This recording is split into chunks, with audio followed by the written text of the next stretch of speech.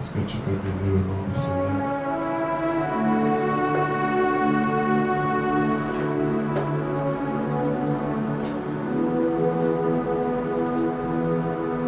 Amen. Alléluia.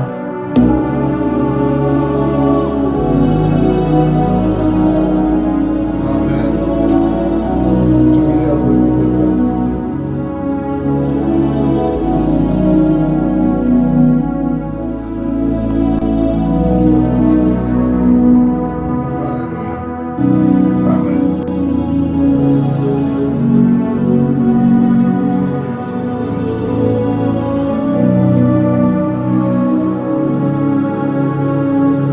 Est-ce que tu peux baisser ta tête ce matin pour dire merci à Dieu pour la grâce qui t'inonde d'être dans sa présence? Seigneur, nous te bénissons, nous te demandons la gloire.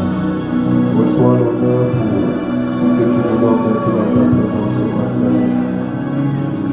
Que ton nom soit glorifié, loué. Je te bénis pour ta parole. Laisse fort pour changer les vies. Laisse fort pour restaurer les âmes. Que ton nom soit glorifié, exalté au nom puissant de Jésus-Christ. Saint-Esprit, prends le contrôle de ce moment et que seul ton Jésus-Christ soit glorifié au nom puissant de Jésus-Christ. Comment annoncer le conseil de la parole au nom de Jésus-Christ. Et que quelqu'un soit transformé par ta parole.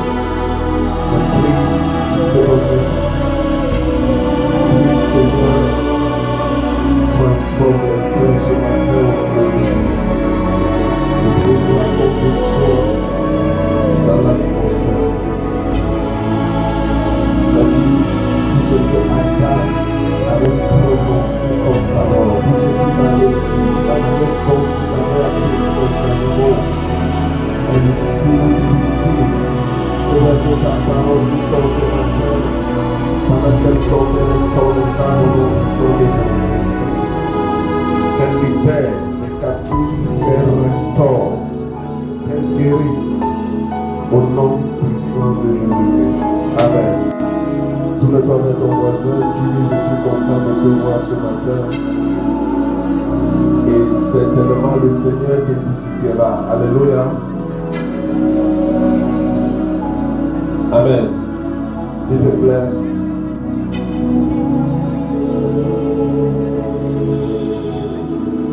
Alléluia. Amen.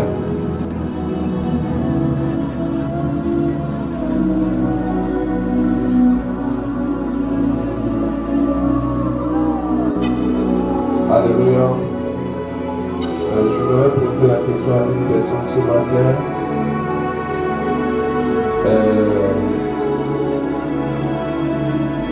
La dernière fois qu'on a fait plus ici, c'était le 7. Amen. Dimanche 7 et nous finissons dimanche 14. Je voudrais te poser une simple question. Tu as parlé de Jésus à combien de personnes du 7 au 14?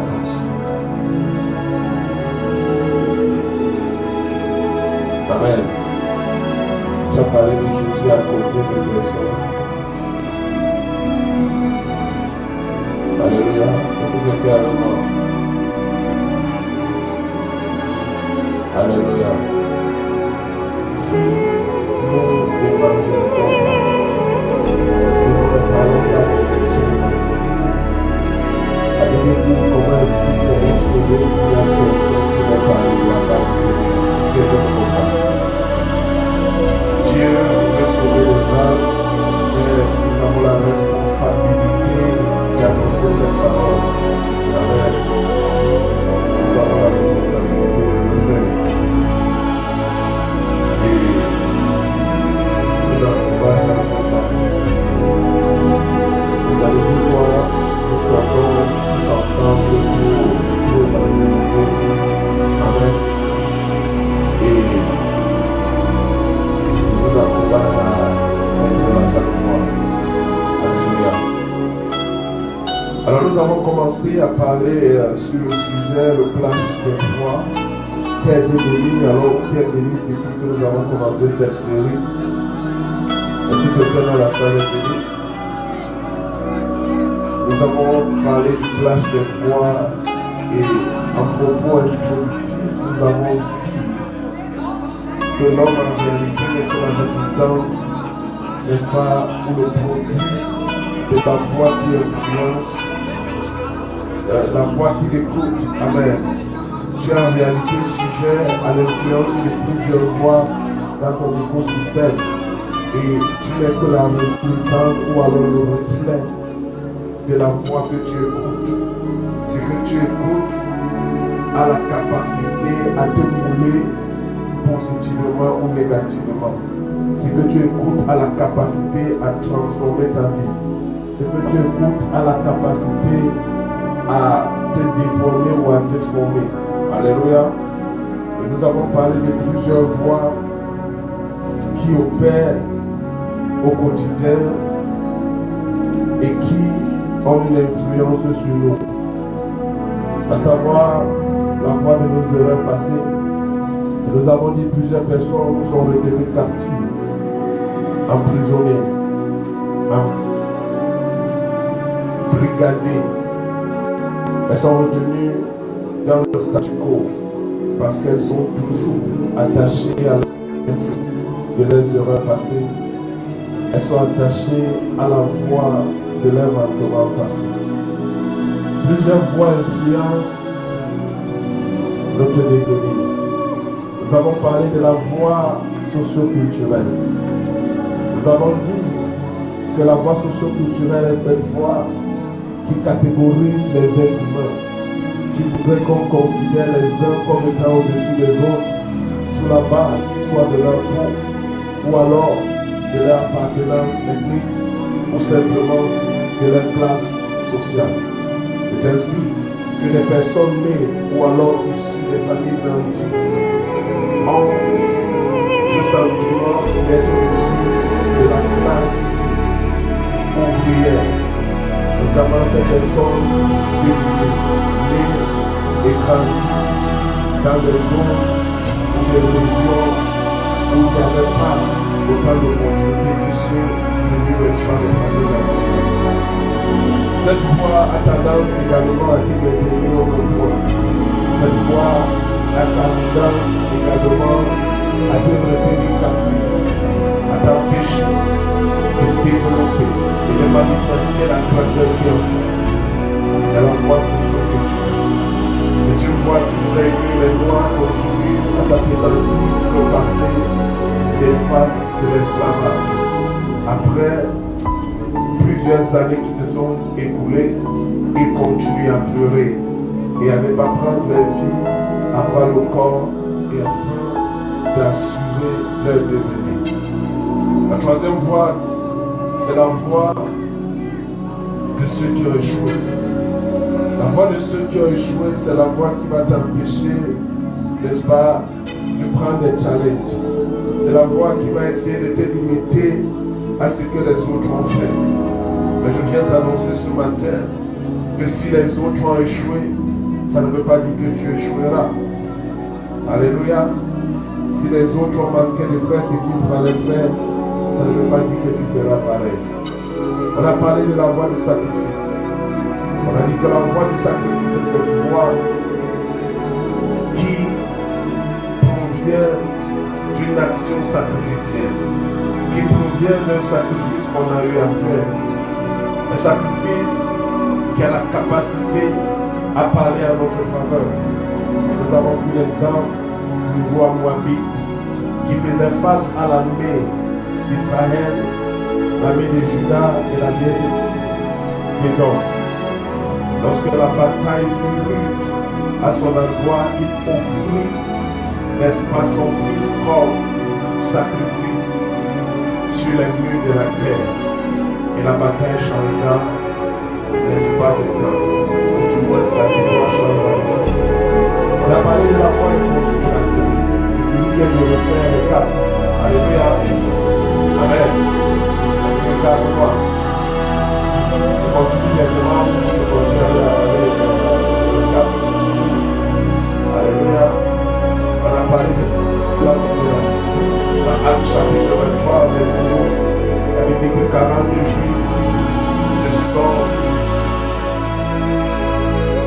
tirés, nous n'allons pas boire jusqu'à ce que Paul soit tué. Ce sont des conspirateurs. Je déclare au nom puissant de Jésus-Christ qu'ils commencent à conspirer que ces choses tombent.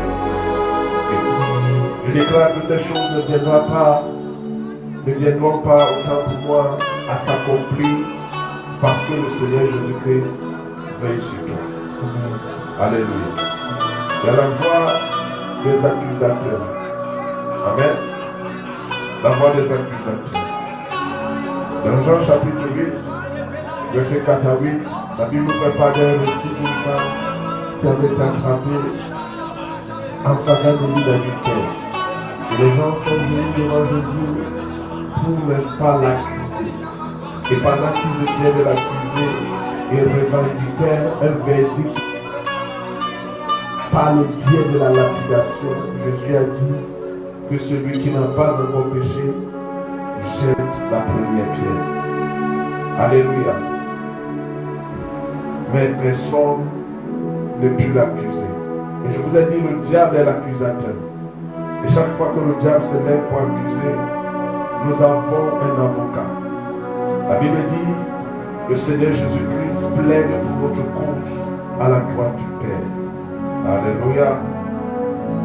Et nous avons parlé de la voie du service. Nous avons parlé de Tabitha, appelée Dorcas, de Jopé. Dans Actes chapitre 9, la Bible dit que Tabitha est morte. Et lorsqu'elle est morte, le peuple a refusé de l'enterrer. Et j'ai insisté là-dessus pour vous dire qu'il vient un jour dans ta vie où rien ne parlera pour toi si ce n'est ton service. Il vient un jour dans ta vie où seul ton service aura la capacité à parler en ta faveur.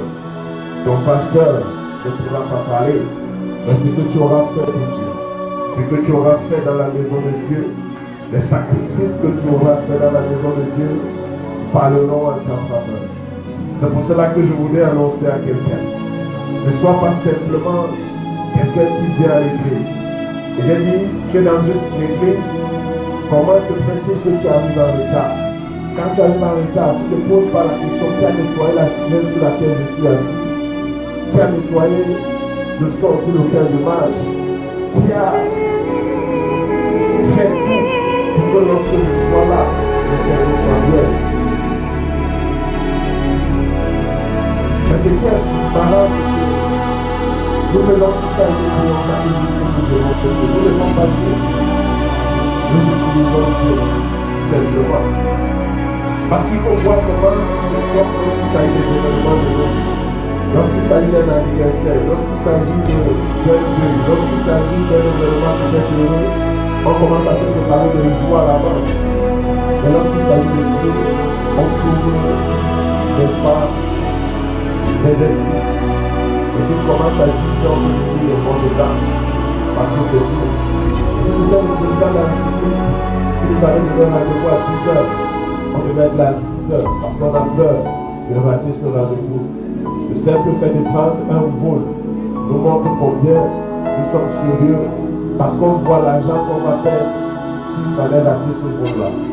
Mais Dieu nous voit et il pèse nos actions. Amen. Donc c'est important de comprendre ces choses. La dimension dans laquelle Dieu va te prendre au sérieux, c'est une dimension qui consiste à te donner dans son service. Dans Exode 23, verset 25, la Bible dit, tu serviras l'Éternel ton Dieu et il bénira ton pain et tes eaux. Pourquoi tes eaux? Parce que Ecclésiaste va dire, jette ton pain à la surface des eaux et tu le récupéreras plus tard. Vous savez, lorsque tu mets le pain sur les eaux, le pain a la capacité à gonfler. Est-ce que quelqu'un me comprend? Donc il bénira ton pain et tes eaux. Et il éloignera la maladie de ta tante. Il y a la voix de l'oppresseur. La voix de l'oppresseur, c'est cette voix de l'ennemi qui t'oppresse. Mais c'est une voix assez subtile. Pourquoi subtile? Parce qu'elle agit avec beaucoup de duplicité, avec beaucoup de subtilité dans ta vie. Pharaon va dire, vous pouvez partir. mais laissez vos brebis. Vous pouvez partir louer le Seigneur, vous pouvez partir l'adorer, mais laissez vos brebis. Alors comment est-ce que tu vas adorer le Seigneur? On va te dire non, tu peux simplement venir à l'église, ça suffit. Mais comment tu peux adorer l'Éternel sans faire part à l'Éternel des biens que tu as donnés? La Bible dit qu'un jour est venu voir Jésus, et lui a dit quel est le plus grand commandement.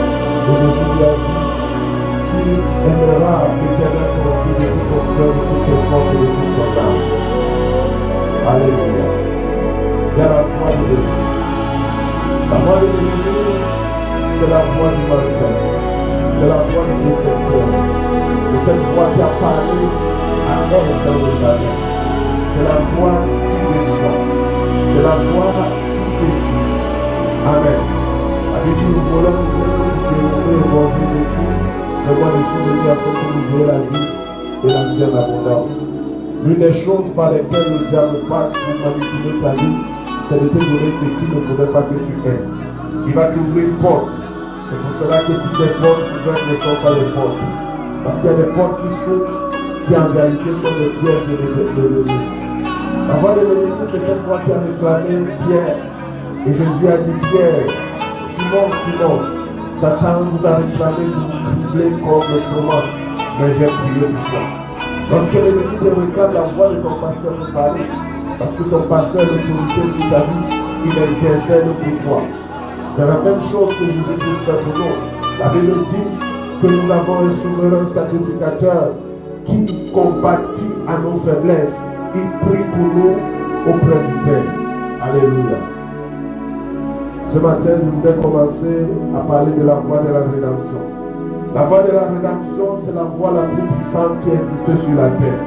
Si la voie des sorciers peut bouleverser la vie d'un homme, si la voie de l'oppresseur peut bouleverser la vie d'un homme, si la voie des échecs passés peut bouleverser la vie d'un homme, si la voie de l'oppresseur peut bouleverser et condamner la vie d'un homme, si la voie des accusateurs peut fermer les portes de la faveur à un homme, si la voie du sang peut empêcher un homme de devenir ce qu'il doit devenir et non limiter, n'est-ce pas, aux capacités liées à une famille et non limiter, n'est-ce pas, aux barrières et aux bords qui ont été mises sur pied par une alliance contractée sataniquement. Je voudrais t'annoncer ce matin que la voie de la rédemption est plus puissante que toutes les voies sur la terre. Parce que la voie de la rédemption est portée par l'élément le plus précieux qui n'ait jamais existé et qui n'existera jamais. Est-ce que quelqu'un me comprend ce matin? La Bible dit que Dieu créa l'homme à son image et à sa ressemblance. Il le mit dans le jardin et il lui donna l'autorité sur toutes choses. Il a donné l'autorité à l'homme sur la créature des eaux, sur la créature des airs, ou alors les créatures dans les eaux, les créatures dans les airs. Il a donné l'autorité à l'homme sur la terre. Mais malheureusement, l'homme a désobéi à l'Éternel. Et lorsqu'il a désobéi à l'Éternel, il a transféré, n'est-ce pas, son autorité au diable. Donc lorsque Jésus va commencer son ministère, le diable va le prendre de la bénédiction totale pour lui dire, prosterne-toi devant moi et je te donnerai toutes les richesses de la terre et tout, n'est-ce pas, le pouvoir qu'il y a sur la terre et toute la gloire qu'il y a sur la terre. Il avait raison, Satan, de parler ainsi, parce que Adam et Ève lui avaient conféré, lui avaient donné le pouvoir qui les avait été donné par le Seigneur. Et en ce moment, Jésus n'a pas nié, Jésus n'a pas dit cette gloire n'est pas tienne. Jésus n'a pas dit tu n'as pas cette gloire, mais il fallait que Jésus opère une mission afin, n'est-ce pas, de récupérer ce pouvoir. Et Jésus va lui dire, tu adoreras simplement ton Dieu et tu ne te poseras devant aucun autre Dieu si ce n'est ton Dieu le Créateur, celui qui t'a créé. Alléluia. Tu ne tenteras pas Dieu. C'est ainsi que Jésus va commencer son ministère terrestre avec une seule mission. C'est la mission rédemptrice. La mission de racheter l'homme de cet esclavage, de cette prison dans laquelle il avait été mis à cause de son manque d'obéissance.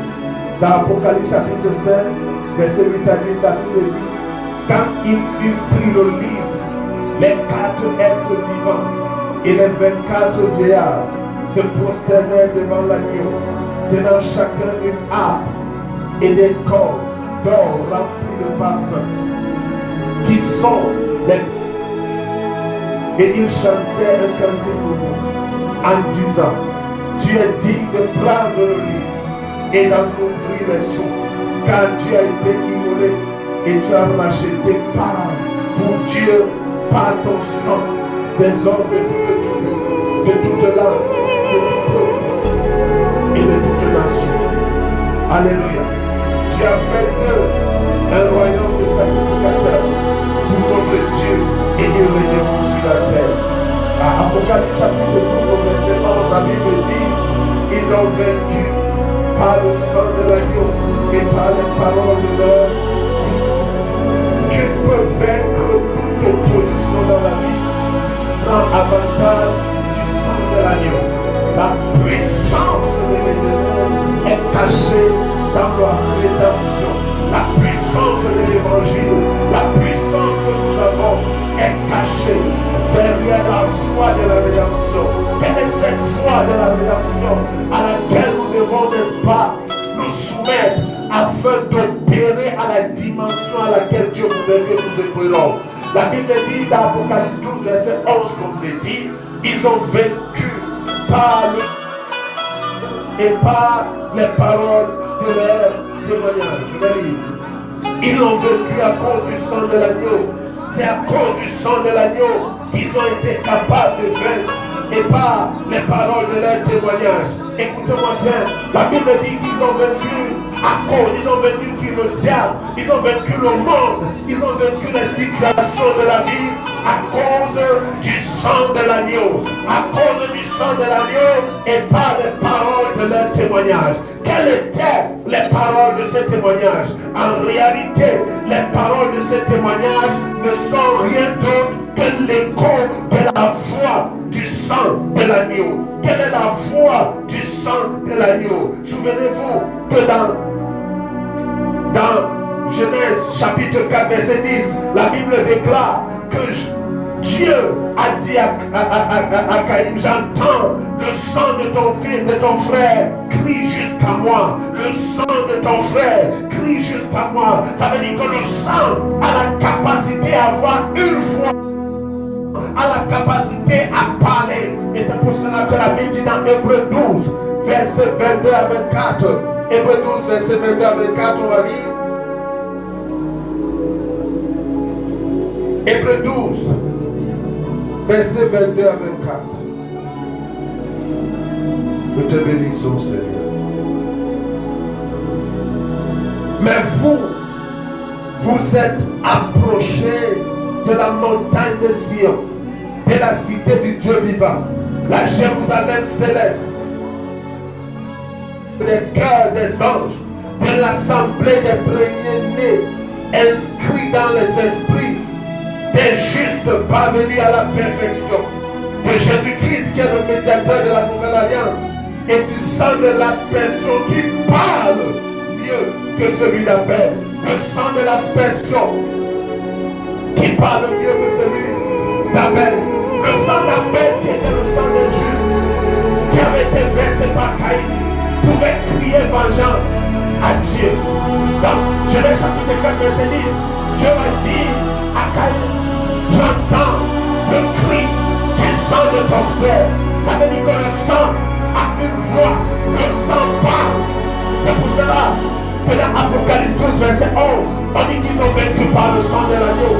Lorsqu'on parle du sang de l'agneau, on parle de la voix qui se dégage de la rédemption au travers du sang de Jésus. Lorsqu'on parle de la victoire qu'ils ont eue, on est en train de faire allusion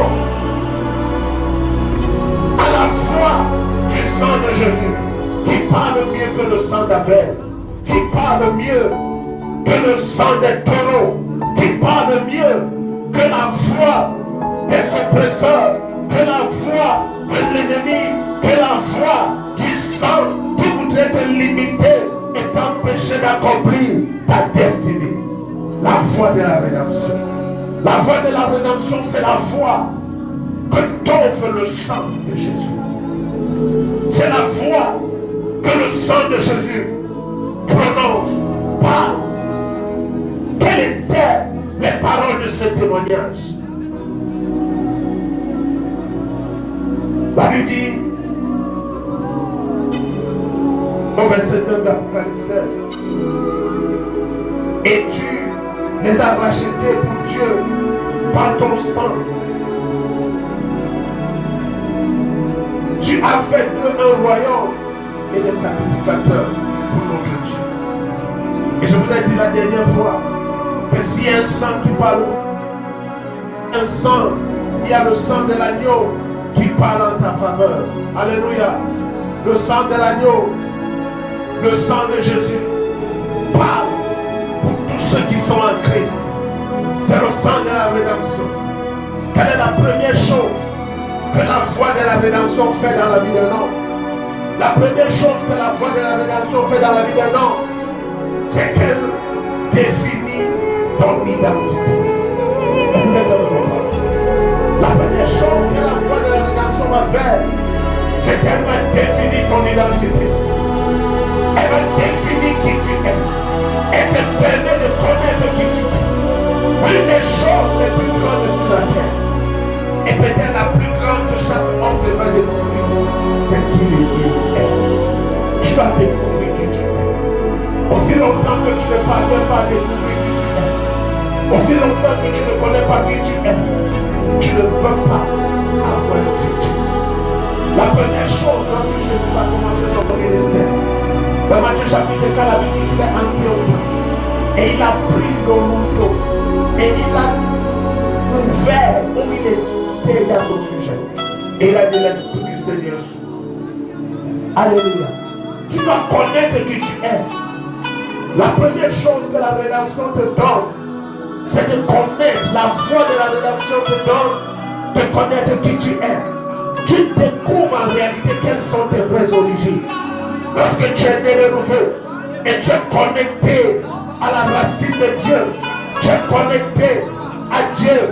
Selon Jean chapitre 15, la Bible dit, je suis le cep, vous êtes le savant. Celui qui demeure en moi portera du fruit. Celui qui demeure en moi et en qui je demeure portera du fruit. Ton identité est de ta vie. La voie de la rédemption te donne d'avoir accès à la famille de Dieu. La voie de la rédemption te donne de devenir membre de la famille de Dieu. Tu portes l'ADN de Dieu. Tu portes la vie de Dieu en toi. Tu es désormais enfant de Dieu. Tu es entré dans le règne de Dieu. Tu manifestes ce que Dieu manifeste. Qui deviens-tu lorsque la voie de la rédemption parle en ta faveur? La voie de la rédemption au travers de la nouvelle naissance se manifeste en toi en ce qu'elle te transforme et que tu es né non de la volonté de la chair, ni de la volonté du sang, mais de la volonté de Dieu. Tu es esprit, parce que ce qui t'a donné naissance est esprit. Tu portes Dieu en toi. La première chose que la foi de la rédemption fera en toi, au travers du sang de Jésus, c'est qu'elle va changer ton affiliation. Elle change ton affiliation au point où tu n'es plus redevable à la vie humaine, mais tu es redevable à la vie divine, parce que nous avons trois sources de vie. Il y a la vie animale. La Bible dit que Dieu a créé l'homme et il a insufflé en lui le souffle de vie. Il y a la vie maintenant qui se produit dans ton âme, et il y a la troisième dimension de la vie qui est la vie sauvée, la vie éternelle. Lorsque cette vie prend le dessus sur toi, lorsque tu es né de Dieu, ton identité est définie par ce qui t'a donné naissance. La première foi qui parle en toi,